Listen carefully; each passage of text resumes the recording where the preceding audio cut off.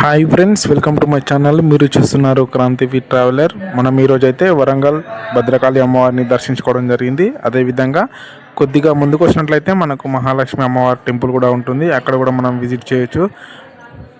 అమ్మవారి ప్రత్యేకత విషయాల గురించి అయితే మనం యూట్యూబ్ ఛానల్లో లాంగ్ వీడియో తీయడం జరిగింది.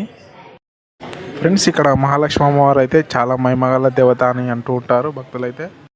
ఇక్కడ అమ్మవారు అయితే మనకు అష్టావతారాల్లో దర్శనం అయితే ఇస్తుంది. ఒక్కొక్క అవతారానికి ఒక్కొక్క రూపంగాను భక్తులు అయితే కొలుస్తూ ఉంటారు.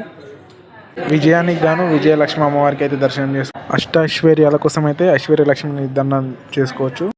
ఆదిలక్ష్మి అమ్మవారిని దర్శించుకున్నట్లయితే అనుకున్నవన్నీ కోరికలు నెరవేరుతాయని భక్తుల నమ్మిక. ఇక్కడ అమ్మవారిని ఏ అవతారాల్లో కొలిచినా కూడా కోరికలు నెరవేరుతాయని భక్తుల గట్టి నమ్మిక. అదేవిధంగా మనం కొద్దిగా ముందుకు వచ్చినట్లయితే వినాయక టెంపుల్ కూడా ఉంటుంది, దర్శనం చేసుకోవచ్చు. ఈ ఆలయంలో మన హోమగుండం అయితే చాలా ప్రత్యేకమైంది.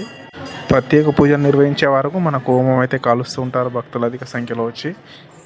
ఆర్థిక ఇబ్బందులతో నలిగిపోతున్న వారు మనకి మహాలక్ష్మి అమ్మవారికి అయితే దర్శనం చేసుకోండి వచ్చి. మరిన్ని వీడియోల కోసం మా ఛానల్ సబ్స్క్రైబ్ చేయండి, లైక్ చేయండి, షేర్ చేయండి. ధన్యవాదాలు.